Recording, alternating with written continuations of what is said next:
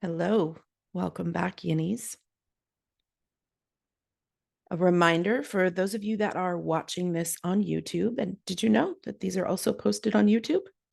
I am using some notes to keep me on track because I have ADD. So if I don't use some notes to refer to, I'll talk in circles. So just if you see me, if you're on YouTube, you see me looking down and then looking back up at the camera, it's because I'm trying to make sure that I'm on track. I'm not missing anything. One more thing to remind you of, in case you're new around here, is that I'm going to give you an adult language warning. I have the soul of a mermaid, but the mouth of a sailor. So you can expect that today or in future, some colorful language could happen. So if you have small people around, take a moment to put some headphones on. So today's episode is going to go over what is Yin Yoga. So whether you are new to Yin Yoga and you want to learn Yin sort of from the ground up, or whether you've tried Yin Yoga and want to dive deeper, or even if you are a Yin Yoga enthusiast and you want to dive deeper and fully understand kind of what Yin Yoga is and what it's not, then keep listening because this episode is for you. So Yin Yoga has been quietly gaining popularity over, I would say, probably at least the last decade, if not longer or so. But there still seems to be some confusion oftentimes as to what Yin Yoga actually is.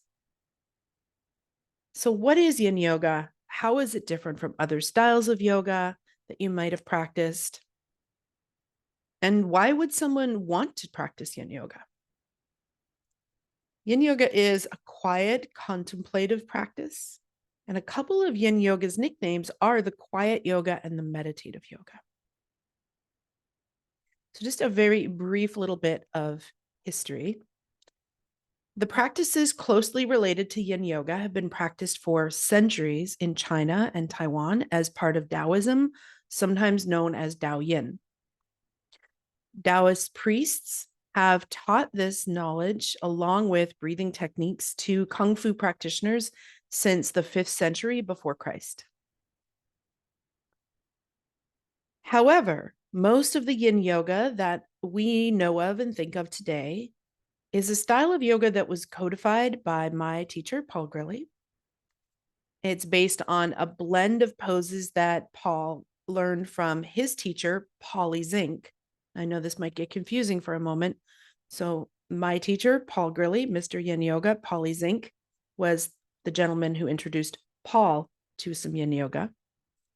Let's try to keep Paul and Polly separate here. So Polly Zink, who is a Kung Fu master, so it's a blend of what he learned from Polly Zink and Paul's own years of studying and teaching other forms of yoga. Paul Grilly, my teacher, saw Polly Zink, the Kung Fu master, perform and was taken by his flexibility. Master Zink began his martial arts as a teenager, but while in college, Polly, or Mr. Zink, Master Zink, met a Kung Fu master from Hong Kong. And that master's name was Cho Chatling. My apologies, my Mandarin pronunciation is probably not accurate. And Master Cho made Polly his protege. So that's a little bit about sort of how it started. My teacher, Paul Grilly, saw Polly Zink perform, was like, whoa, what's going on there with all that? Was remarked about his flexibility. And my interview with Paul Grilly, he talks more about this. You can listen to that one if you want the full story, and decided to start studying with him. So at the time, Polly Zink was teaching out of his garage to a handful of students. He would first teach some stretching or the yin part, and then he would do some martial arts. And then over the course of a year or so, Paul Grilly practiced the first half of the sessions, the stretching, and then would leave when it came time to do the martial arts segments. So that's a bit of sort of its origin story. Since then, Yin Yoga has been expanded even more by some of Paul Grilly's senior teacher. Paul Grilly has refused to trademark Yin Yoga and is really very open to his teachers expanding on his teachings and being creative and doing what works for them and for their students. So originally Yin Yoga, the shapes were mostly focused on the lower half of the body, from the lower back or the lumbar spine down. However, many of us, teachers that he trained, Paul's kind of senior or experienced teachers, fell in love with this way of practicing, finding it so therapeutic, and felt like the upper body could also benefit. So a lot of Paul's students, myself included, have added these shapes that benefit the upper body as well in our yin practice. Yin yoga is characterized by the relaxed practice of floor-based shapes and may include the support of props depending on the practitioner. And I'll probably have a whole episode or two on props and whether or not you should use them, why you should use them, especially for those of you that are teachers and think that you can't use props in yin yoga. Nay, nay, that is not the truth. Even Paul says that's a ludicrous idea. That's a rant for another time. But some students will use props, some won't, and it really depends on the body, the pose, the day of the week, etc., etc. These long-held shapes invite in a deep release and a new sense of spaciousness and relaxation in the body. Yin yoga is a quiet, more meditative form of yoga, and this can be deeply restful to our nervous system. Just the act of actually slowing down can be so therapeutic. And so in this way, Yin yoga can help us move out of our fight, flight, freeze aspect of our nervous system, known as the sympathetic aspect of our nervous system, and it can coax us into the relaxation response, what's sometimes called the rest and digest response, or our parasympathetic nervous system.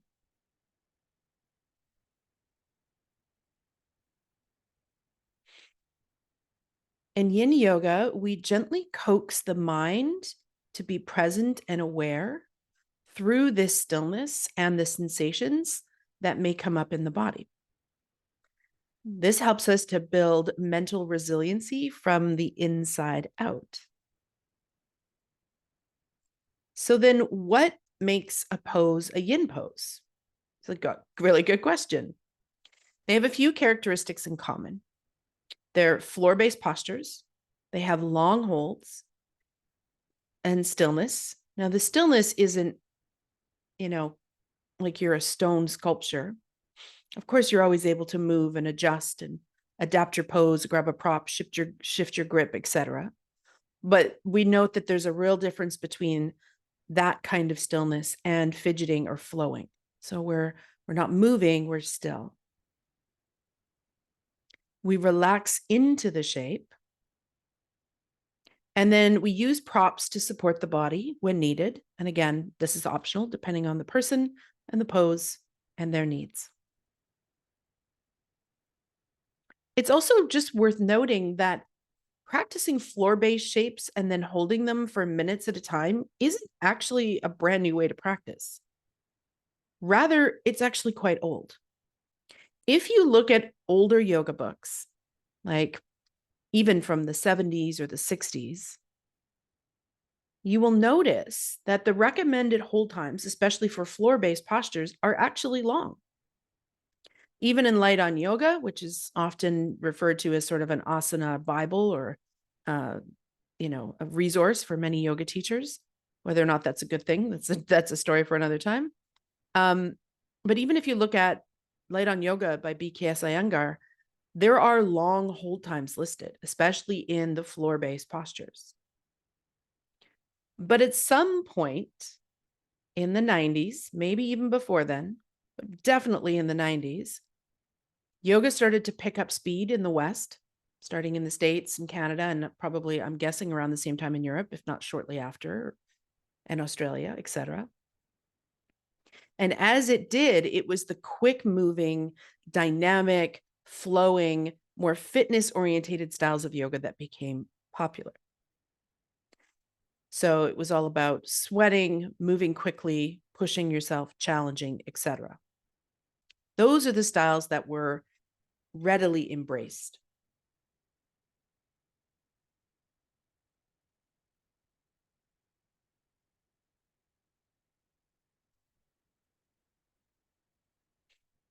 So the quiet, less flashy styles sort of dropped into the background, but they were always there.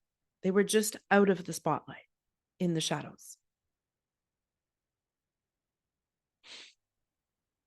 So, whereas a yin class, as opposed to these sort of movement, dynamic, flowing styles of yoga, includes long held passive floor based shapes that were originally the lower half. Again, I mentioned like hips, pelvis, thighs, lower spine. And these areas are really rich in connective tissue. I mentioned also that some of Paul's teachers have adapted this practice to include the upper body as well. One thing to note, though, is that on average, the fascia and the connective tissues in the upper body isn't as dense and sturdy and kind of slow moving to affect change as the upper body. So on average, we don't hold the upper body poses typically as long as we would the lower body poses. Also worth noting that the hold times can be flexible in yin. So on average, I would say for the average drop-in class, you're looking at 2 to 5 minutes perhaps, but sometimes longer, especially if the person is quite experienced in yin. So I know experienced practitioners will often hold things for longer than 5 minutes, but I wouldn't start that way. If you're new to yin, start with kind of 2 to 5, and you gradually add time.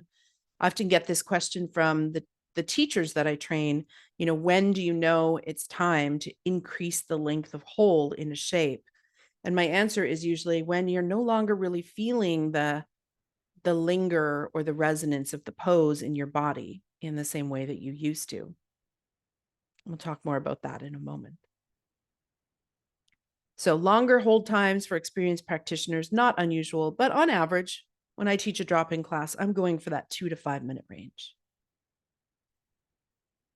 Yin is almost entirely passive, or at least as passive as you can be and still maintain the shape. So obviously we can't relax all of our muscles and tissues, or we would just flop on the floor. We wouldn't be able to hold the shape, but we want to use as little effort as possible to maintain the shape. So in yin, we're relaxing the muscles around the connective tissue as much as we can in order to benefit that connective tissue. And if you're new to this whole fascia business, if you're like, I don't really understand what fascia is, again, that could be a whole podcast and will be a whole podcast episode in the future.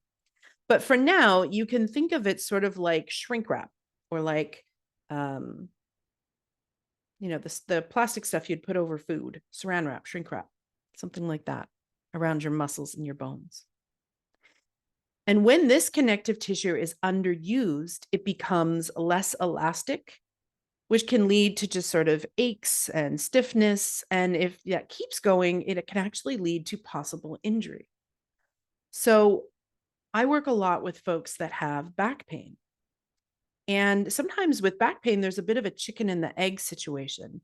Sometimes it's an injury, right, that they've got, but sometimes it's just this nagging, creeping in ache and pain in their backs that kind of started slowly and built up over years to the point where now it's actually causing injury because the tissues have become so tight, the connective tissues, that they're not allowing the person to fully move their spine in the ways that it was genetically designed to move.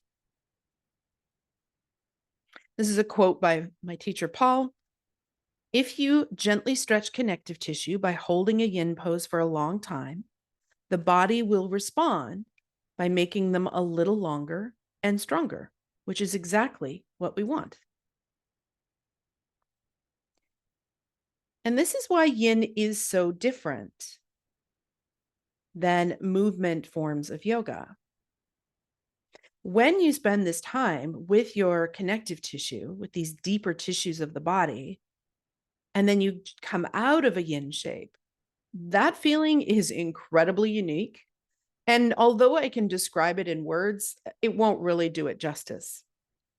So when you come out of a yin shape, it's not at all unusual to feel this urge to sort of move really slowly, really mindfully, to feel temporarily vulnerable or fragile in your body.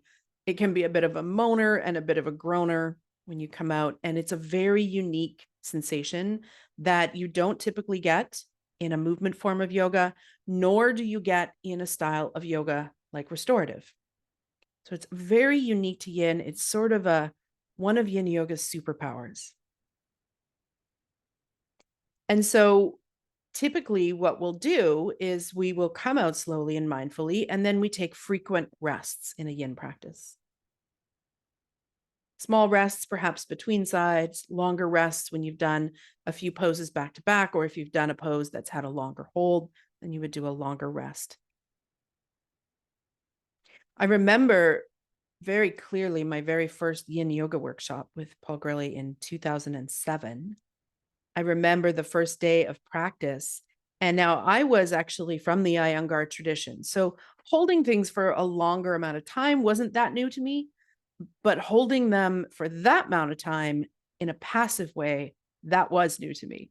And I remember thinking when I was in the practice, oh, this is going to be one of these yoga workshops where I'm going to be sore for 3 days after. And then I left that practice the first day. And as I was walking down the street, there was a sense of spaciousness in my body that I had never felt before. There was a sense of flow and movement particularly in my low back and my hips, that just felt incredible. It's like I was walking differently. My gait was different. It really, really noticeably affected me, even after that first day of the workshop. And so it was very unique. It was not something I had ever experienced before. And so that is a key element of the yin practice. And this is why it's great, especially for those of you that are teachers. If you are not giving your students little time to rest and to notice these states in their bodies and to allow them to feel like their familiar self again before they're moving into the next shape, that is, in my opinion, a big mistake. This is a key element of the yin practice. So, because of yin yoga's long holds and relative stillness and the quiet of this practice, it's also a unique opportunity to work with the mind. And again, we'll probably do many podcasts on the mind and yin in the future. But for now, let's just go over this briefly. In a more active or movement form of yoga, a lot of people find it easier to stay in the present moment for a couple of reasons. One, the teacher's talking a lot, and so they had the teacher's voice to focus their mind on. And then they're taking those words that the teacher's saying and they're assimilating them in their brain, and then they're trying to make their body do those things that the teacher just said. And this can make it a little bit easier to stay present. And in fact, anyone who's practiced a movement form of yoga and kind of let their mind blank out for a moment will know that when you don't, it's not very graceful. So that's required in these dynamic movement forms of yoga in order to practice so that you can move from one shape to the next and not fall over. But in yin yoga, it's not a workout, it's a work in. And it gives us this time and space to drop into our body and our heart and our mind. And just to mention, I know as Westerners, we often separate the heart and the mind, like they're two separate things. But in traditional Chinese medicine, those are interconnected. Those are the same. Heart mind is your shen.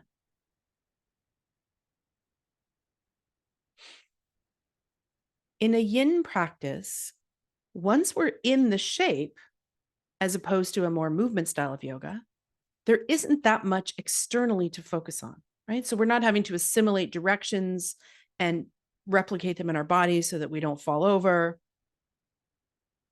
And so if we're not being skillful, the chatter of the mind can take over.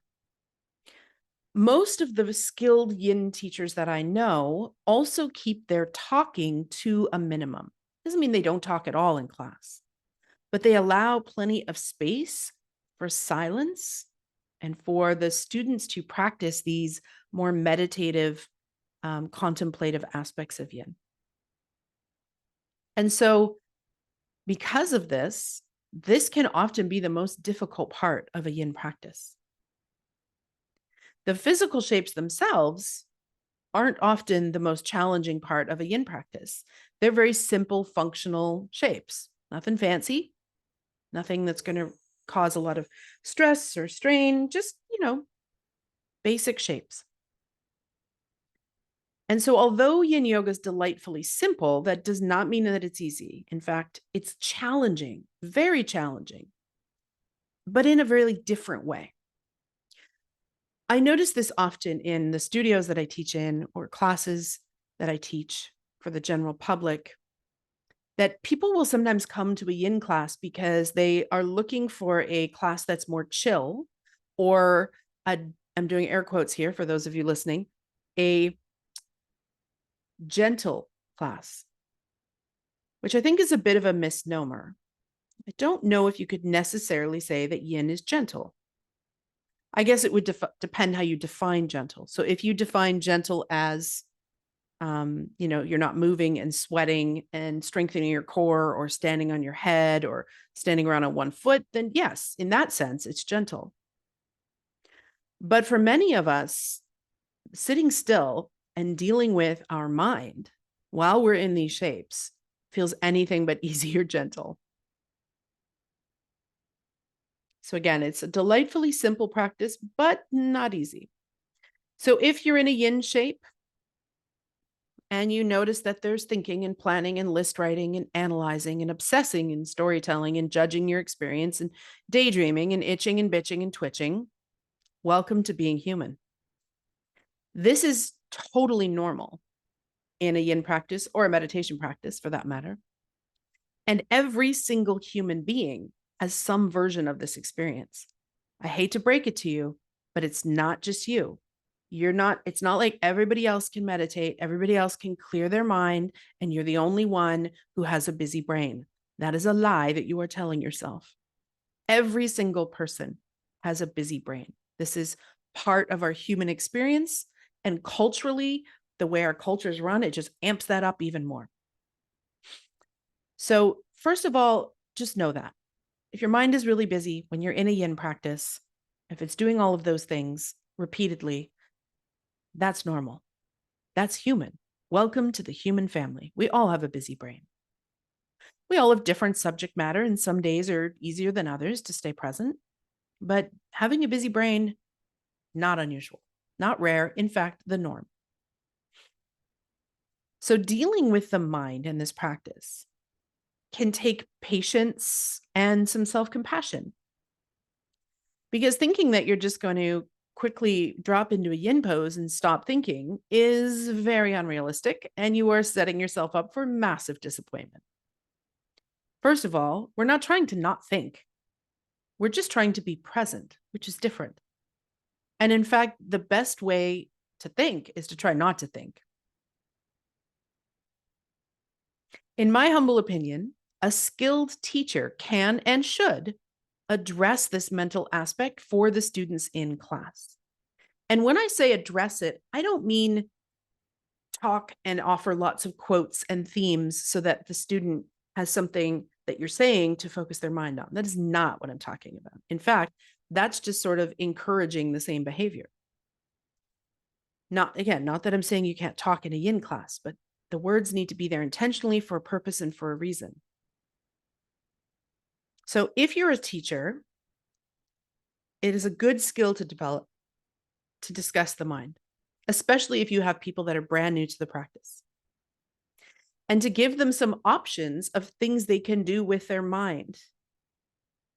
Nothing is worse from my experience, and this happened to me many times when I was a new yogi, Then a yoga teacher telling their students, and just come back to being present. Well, if they knew how to do that, they wouldn't be struggling. If they knew how to do that, they probably wouldn't be in your class. So give them some tools, some techniques, some anchors that they can bring their mind to. Again, I'll do other episodes on the mind. But I do think that as a teacher, if you're not addressing it, especially when you have new students, you should address it. By the way, when you're still in quiet, this is what's going to happen with your mind. This is normal. You're a human being. It's okay. I remember when I was doing a teacher training for a local therapy college, yoga therapy college, one of the students came up to me on the break after our first practice. And she told me, now at the time, it's different now, they had to take yin as part, it was a mandatory module. So people had to take it whether they wanted to or not. And she told me that she was dreading taking the yin module. And I said, oh, why? And she said, I went to a yin class once and I didn't know anything about yin. And I started getting into the poses. And as soon as I became still, memories came up, emotions came up. I was sad. I was mad. My mind wouldn't stop racing. And I hated it. I thought it was a horrible experience. And then she said, but I just did your practice and you told us about the role of the mind. So I knew that this was normal for this stuff to come up. And that allowed me to just sit with it and to be present. And now I don't hate yin yoga anymore. So I tell that story so that hopefully if you're a teacher listening to this, you can really understand how important it is when teachers, when you're teaching new people, and I get it, if we're teaching drop-in classes, we don't always know what people's experience level is. I have a hack for that I'll share with you in a moment. But if you have a large percentage of the room that's new to yin, just take a few minutes at the beginning while they're in the first few shapes to say, so, hey, here's what can happen with your mind. And this makes you normal. Okay. So otherwise, the yin practice just becomes either more stressful for them than they need because they think that their mind is supposed to be calm and still and they're not supposed to feel anything. Or it just becomes one more opportunity in their week to think and plan and write lists and analyze and obsessively think, which, let's face it, most of us are already experts at. So I will do an episode on the mind where I get into it a bit more, get into this stuff in depth, but just as a little teaser, for those of you that are teachers, make sure that you are addressing the mind.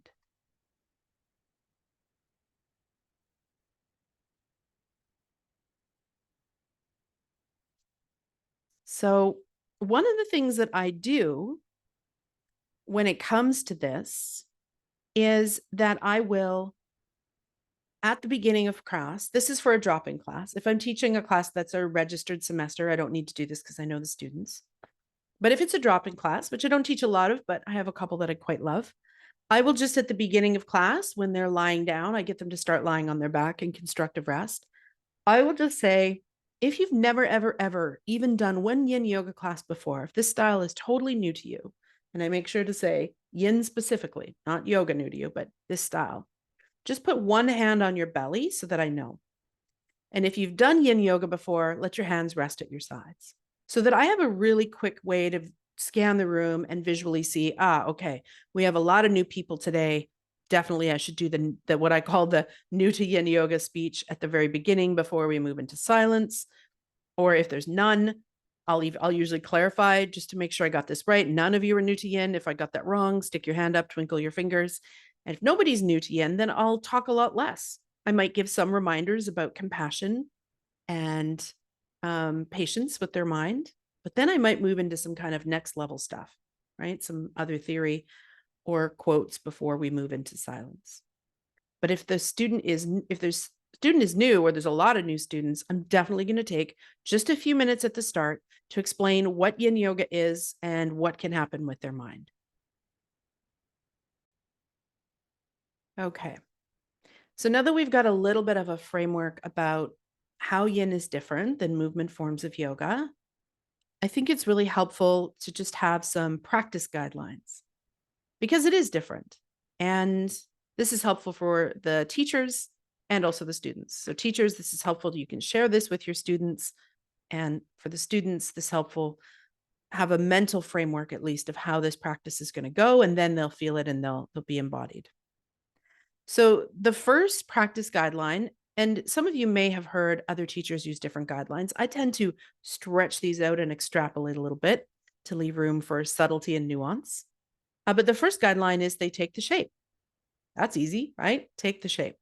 Now, what's not easy, of course, is as a teacher, understanding the multitude of different bodies and skeletal variations and issues and injuries and all of that, and the many options you can give to become more accessible as a teacher, and alternative shapes that you can give them if that doesn't work for them. But that's the podcast again for a whole other time.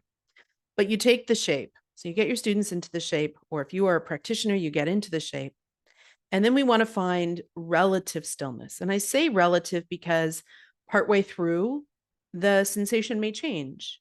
So the sensations that we feel in our body in a yin practice are sort of like a line in the sand. They're not carved in stone. They move and they change as the body opens and shifts.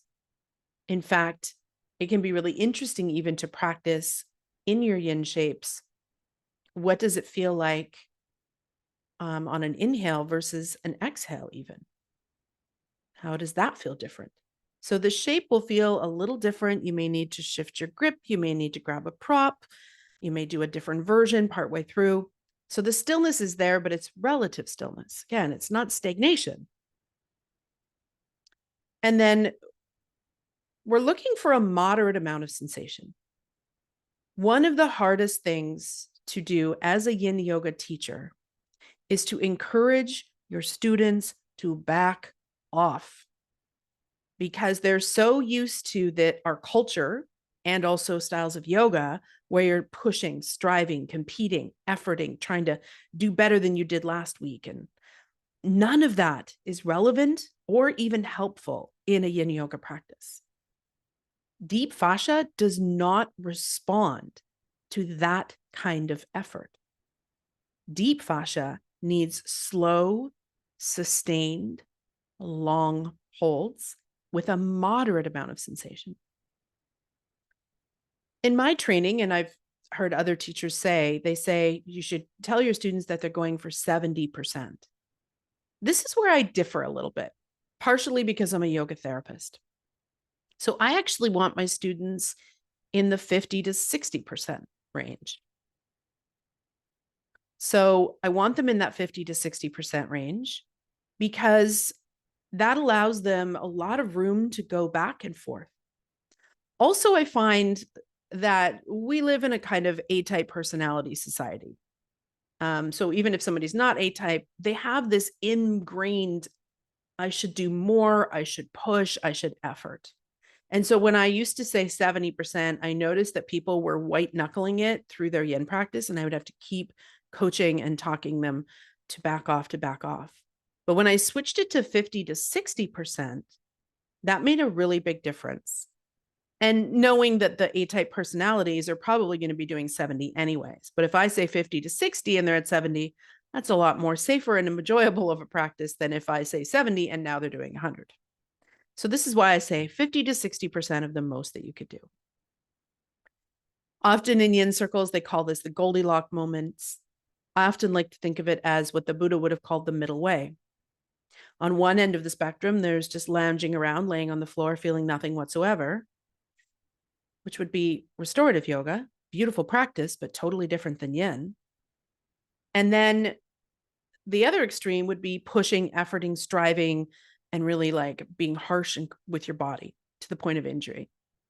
So for me, yin is the middle path, where it's like, yes, I'm feeling something, but I'm in that 50 to 60% range, which gives me room to be curious about it, to investigate it, to decide what versions I want to take. Do I want to go deeper in a few minutes? Do I not?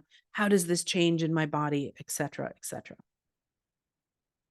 So relative stillness in that 50 to 60% range. And then we do longer holds. So I said, on average between 2 and 5 minutes for kind of a public drop-in class, but certainly there are teachers that hold longer. And if you have experience with yin, you may hold your shapes longer. No problem with that. But for an average drop-in class, I think 2 to 5 minutes is a pretty decent range. Then we come out mindfully and slowly. Because as I mentioned, there's going to be that feeling or that urge to sort of moan and groan and move slowly anyway. So we do that. We take our time, we move mindfully, and then we pause. If it's a smaller pause, maybe between sides, if you've done the right side, now you're going to do the left side, maybe you pause just even for a breath or two to notice, does one side of my body feel different than the other, before you immediately rush into the next side. And this is something that's difficult for students. I have to constantly remind them, let's just take a moment to notice the pause in between. Sometimes these pauses are more like a minute. And typically that's how Paul did it with us when we did longer holds, like anything from 5 minutes on, or even 3 minutes on. Sometimes we would take a minute in between that pose and the next pose. And this is something that I often see yoga teachers cut out, and it's a big mistake in my opinion. In these pauses, in between, the languaging that I was taught is that Paul called it the rebound. That didn't resonate with me, so I've changed it. I've heard teachers call it the echo. I call it the resonance or the linger of the pose in the body. So when you come out of a yin shape and you do that urge to moan and groan and you feel sort of temporarily vulnerable and fragile in your body, taking the time to pause there and really get curious and notice what is happening in your body. That's one thing we can do there. The second thing is we want to allow our body to come back to its familiar feeling state again before we move into another shape. And then the third benefit, which cannot be understated, or sorry, cannot be overstated. The third benefit of these pauses, these little sacred pauses, is it gives our students an opportunity to embrace the space between no longer and not yet. To embrace the space between no longer and not yet, otherwise known as the present moment. And this is challenging for us as humans because we're always going quickly to the next thing. And when we allow as teachers this pause, either between sides or between poses, we're giving our students an opportunity to be present to what is in that moment before thinking about what's coming up next. It's not an easy thing. It sounds like a really simple thing. Oh, sure, we just pause, but it's actually quite challenging to do. And then when we're ready, we move into the new shape. So those practice guidelines, again, just as review, take the shape, find relative stillness. We're looking for that, in my opinion, the 50 to 60% zone, so that there's lots of leeway to go on either side of that. We hold anywhere from 2 to 5 minutes on average, but definitely longer holds happen for those that are experienced. We come out mindfully and slowly. We rest to notice the resonance or the linger of the pose in our body. And then when we're ready, we move into the next shape. So those are the yin practice guidelines. And these are something that I go over in my class when I have new students, just like that in that list. I don't go quite as in depth, but I say, okay, here's how yin's different. Take the shape, find 50 to 60%, become still. I go through this list. And then I briefly talk about the role of the mind. So if you, those of you that are teachers, if you struggle with, what do I do when I have brand new students to yin in my practice? There's a formula for you. Give them the yin practice guidelines, tell them that this is going to be challenging for the mind, give them some tools and techniques to anchor their mind, and then shut up. And then from there on, allow plenty of space for silence and for quiet. Okay, let's break those down just a little bit more. So taking the shape. So since yin yoga is a functional form of yoga, not an aesthetic form of yoga, this means that the intention in the shapes is to feel sensations in the intended area. And because of this focus on what the shape feels like in the body, not what the pose looks like, then everyone, because they have different skeletal variations, range of motion, body proportions, joints, not to mention previous life experience, injuries, issues, et cetera, Because of this, it's going to look different, student from student. And if you are a yin teacher and you have not studied any of Paul Gurley's resources on skeletal variations and anatomy, you need to do that, because it's mind-blowing. And if you're teaching yin and you haven't done that, that's priority number one. Most of the Paul Gurley certified teachers teach this in some way in their training, but if you didn't get this knowledge on skeletal variations, then please educate yourself. A good start would be his Anatomy for Yoga presentation on pranamaya, and I can leave links for that in the show notes. So there's no right or wrong way to take the shape. We just get into it. We find a variation that works for our body. If you're a student, hopefully the teacher can help you with that. And then I mentioned already, we're going, in my opinion, to the 50 to 60% of the most that someone could do. So it's really important that we don't practice our yin yoga with our yang attitude, that pushing, efforting, striving, competitive attitude. Especially vital for those that are recovering A-type personalities. And remember, the goal of the yin shape is not to do the, I'm doing air quotes here, full pose someday. There is no goal in the pose. The goal is, do you feel the sensation in the intended area? That's it.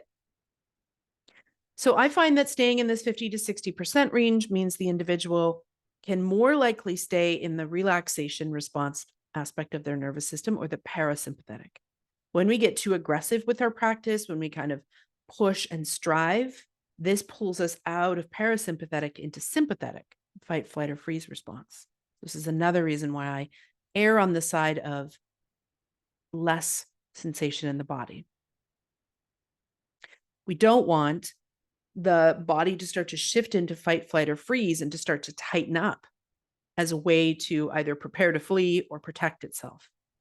So the more we can stay in that little bit lower range, the more the body will feel okay to let go and to relax. So in this practice, less is more. And I will often say to my students that, barring injury, of course, if someone's in pain because they have an injury, that's a different story. But if I see a student coming out early all the time, I'll often say, it's more important to stay for the duration of time than it is to do a strong version of this pose. So can you grab a prop? Can you back off? Can you allow yourself to feel a bit more ease in the shape and then maintain the length of hold? Now, that's, of course, not the case if there's some kind of an injury or trauma going on, but just in general, on average. Less is more. Okay, so then as we find the stillness in this busy, rushed, always plugged in society that we live in, this can be the most challenging part of a yin practice. So one should feel free to move and adjust the body to get more comfortable, use props. But I always point out to my students that there is a difference between adjusting your pose and fidgeting.